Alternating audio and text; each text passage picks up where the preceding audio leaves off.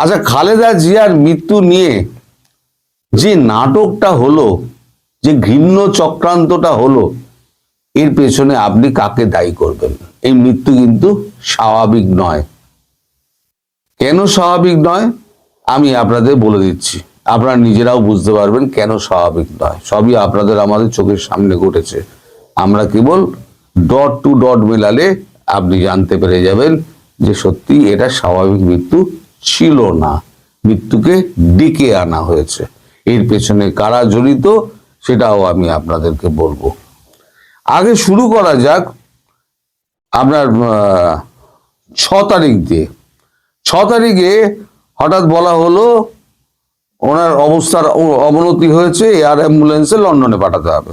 তাকে কাতারের air ambulance বুক করা হলো, সেটা যান্ত্রিক ত্রুটির জন্য সেটা আসতে পারলো না। তারপরে জার্মানির সঙ্গে যোগাযোগ করা হলো, জার্মানিও বলল আমরা পাঠাতে পারবো না। আসলে কাগজপত্র যা পাঠাতে হয় নিয়ম অনুযায়ী, এয়ার অ্যাম্বুলেন্স চাইছে যখন আপনি ভাড়া করবেন অ্যাম্বুলেন্স, তখন অসুস্থ রোগীর কাগজপত্র জমা দিতে হয়। এই কাগজপত্র দেখে দুই দেশই বলে দিয়েছিল এই রুগী তো বাঁচবে না, এই রোগী মৃত রুগী, মৃতদেহ আমরা বহন করব না, বলে আমরা অ্যাম্বুলেন্স দেব না, এয়ার অ্যাম্বুলেন্স দেব না, তার জন্য আলাদা প্লেনের ব্যবস্থা আপনাদের করতে হবে। 9 তারিখে British high commissioner Sarah Cook তিনি এলেন এবার কেয়ারে বেগম জিয়াকে দেখতে। ম্যাডাম জিয়ার তখন ওই নল টল টোকানো আছে দেখে উনি একটা বেরিয়ে এসে সংক্ষিপ্ত একটা দিলেন, মানে বিবৃতি দিলেন যে উনি চরম অসুস্থ, এর বেশি উনি আর কিছু বললেন না, এড়িয়ে চলে গেলেন, কারণ উনি বুঝেই গিয়েছিলেন। এবার 11ই ডিসেম্বর তার পুত্রবধূ এলেন, পুত্রবধূ এসে গিয়ে এবার কেয়ার হাসপাতালে তাকে দেখলেন, দেখে টেকে খুব বিমর্ষ মুখ করে উনি বেরিয়ে গেলেন। তারপরে উনি ফিরে গেলেন তারেক রহমানের কাছে, এবং তারেক রহমানের কাছে নিশ্চয়ই খবর তখন পৌঁছে গিয়েছে যে আম্মা বেঁচে নেই। তারেক রহমান সব জানতেন। এইবার হলো কি, আপনার পেছনে কি আছে, হঠাৎ এই ঘটনা ঘটলো কেন? আপনাদের স্মরণে থাকতে পারে 21শে নভেম্বরের কথা। 21শে নভেম্বর ছিল আর্ম ফোর্স ডে। সেদিনকে জোর করে মানে বেগম জিয়াকে এক প্রকার মানে কোন রকমে চেয়ারে বসিয়ে তার দুজন অ্যাটেন্ডেন্ট তাকে ধরে পেছন দিকে বসে আছে, তুমি সামনের দিকে হেলে পড়ে যাচ্ছেন, তাকে এনে ওই অনুষ্ঠানে হাজির করা হলো। সেখানে দাঁত কেলিয়ে ইউনূস ছবি তুললেন, ওয়াকার ছবি তুললেন, জামাতের আমির ছবি তুললেন শফিকুর রহমান, সবাই তার সঙ্গে ছবি তুললেন। এরপর শুরু হলো বিএনপি নেতাদের আহ্লাদীপনা, আদাকলাপনা। কেউ তার বুকে আইসক্রিম পুড়ে দিচ্ছেন, না মা আপনি খান, আমি এনেছি দূর থেকে কষ্ট করে। কেউ সেমাই পুড়ে দিচ্ছিল এক চামচ খেলে কিছু হয় না। ইউনূস পাশ থেকে বলে যাচ্ছে 1 চামচ খেলে কিছু হয় না, খেয়ে নেন। ওনার তখন এমন শারীরিক অবস্থা, উনি তখন না হাত দিয়ে বাতা দিতে পারছেন, না কথা বলতে পারছেন, শুধু মুখটুকু হাঁ করছেন, একটু একটু করে খাচ্ছেন। কেউ আইসক্রিম খাওয়াচ্ছে, কেউ হচ্ছে আপনার কুলফি এনে খাওয়াচ্ছে, মানে হচপচ করে দিয়েছে। তার একটা ডায়েট চার্ট ছিল। এখন অসুস্থ রোগীর ডায়েট চার্টের বাইরে কিছু খাওয়া মানে সেটা বিষ খাওয়ার সমান। ইউনূস সব জানতেন ইউনূস। বিএনপির কে জানতেন না জানতেন আমি বলতে পারবো না। জামাত জানতো না, এই চক্রটার মধ্যে জামাত ছিল না, কিন্তু ইউনূস সব জানতেন। ইউনূস পাশ থেকে বলে যাচ্ছেন 1 চামচ খান না, কিছুই হবে না, 1 চামচ খান না, কিছুই হবে না, কনস্ট্যান্ট বলে যাচ্ছে। বাধা দেয়নি ওয়াকারুজ্জামান, বাধা দেয়নি, তিনিও তো পাশে দাঁড়িয়েছিলেন। কেউ বাধা দেয়নি যে অসুস্থ মানুষটাকে এইভাবে আপনারা খাওয়াবেন না। আর বিএনপির আদেকলাপনা, নেতা নেত্রীদের তো অভাব নেই। এরা নেতা নেত্রী দেখলে পরে একেবারে পারলে তার একেবারে পায়ের তলায় লুটিয়ে পড়ে। সে সুস্থ না অসুস্থ বিচার বিবেচনা তাদের কোনো কিছু কাজে আসে না। আলটিমেটলি কি হলো, 21 তারিখে এই ঘটনা ঘটলো। 21 তারিখ রাত্রিবেলা তিনি রক্তবমি করলেন।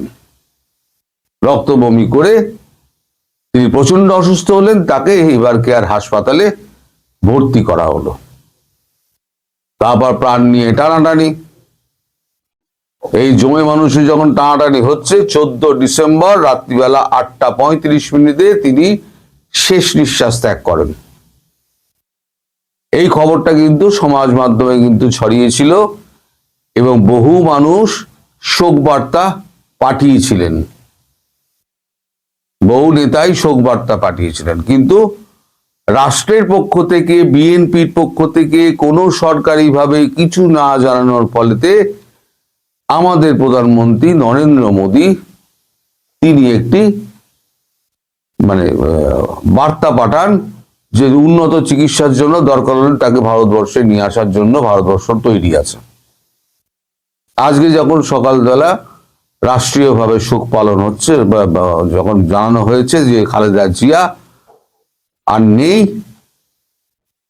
তার আত্মা বিলীন হয়ে গিয়েছে, তখন আমাদের মোদীজি একটা শোক বার্তা পাঠিয়েছেন। এখন আপনারা জিজ্ঞেস করবেন আওয়ামী লীগ নেত্রী কেন পাঠালেন না? আওয়ামী লীগ নেত্রী এখনো পাঠিয়েছেন কি পাঠাননি আমি জানি না, কিন্তু তার নির্দেশে তার পুত্র জয় তিনি একটি শোক বার্তা পাঠিয়েছেন এবং সমাজ মাধ্যমেও তিনি দিয়ে দিয়েছেন। কারণ খালেদা জিয়া মুখের উপরে দরজা বন্ধ করে দিয়েছিলেন, সেই অপমানটা শেখ হাসিনার কিন্তু মনে রয়েছে। আবার যে অপমানিত হবেন না তার তো কোনো গ্যারান্টি নেই। ফলে উনি জয়কে দিয়ে এই কাজটি করিয়ে দিয়েছেন। এখন এই যে আপনার কোন বিষক্রিয়ায় তার মৃত্যু হলো, এটা কি করে ধরবেন? ধরার তো কোনো উপায় নেই। কারণ তাহলে করতে হবে, সব ব্যবচ্ছেদ করতে হবে, ময়না তদন্ত করতে হবে। ময়না তদন্ত তো হচ্ছে না, জেনে শুনেই ময়না তদন্ত হচ্ছে না, কারণ তাকে স্বাভাবিক মৃত্যু বলে দেখানো হচ্ছে। এখন একটা নাটক সাজানো হচ্ছে, এবার কোথায় তাকে শায়িত করা হবে। তার মরদেহ শেষ পর্যন্ত ঠিক হয়েছে ওই এতে কি বলে মানিক মিয়া এভিনিউতে, আমাদের প্রয়াত জিয়াউর রহমানের কবরের পাশে তার কবর দেওয়া হবে। সেটা এখন বোধহয় 1-2 দিন বাদে হবে। ইতিমধ্যে 3 দিনের রাষ্ট্রীয় শোক ঘোষণা করা হয়েছে এবং আগামীকাল রাষ্ট্রীয় ছুটি ঘোষণা করা হয়েছে। একটা মৃত্যুকে ডেকে আনা হলো, ডেকে এনে ইউনূসের প্ল্যান ছিল যে এখানে তারেক জিয়া নেই, খালেদা জিয়া যদি এখান থেকে যদি পৃথিবী থেকে চলে যান তাহলে পরে মাঠ পুরো ফাঁকা।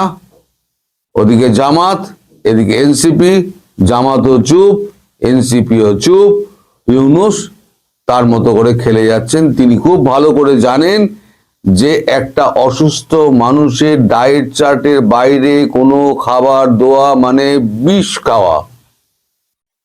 তার এই যে বয়স হয়েছে, তার ডায়েট চার্ট করা আছে, নিশ্চিতভাবে করা আছে। উনি ডায়েট চার্টের বাইরে উনি যাবেন না, কারণ জানেন, আমি তো শুনেছি ওনার প্যানক্রিয়াসের সমস্যা আছে।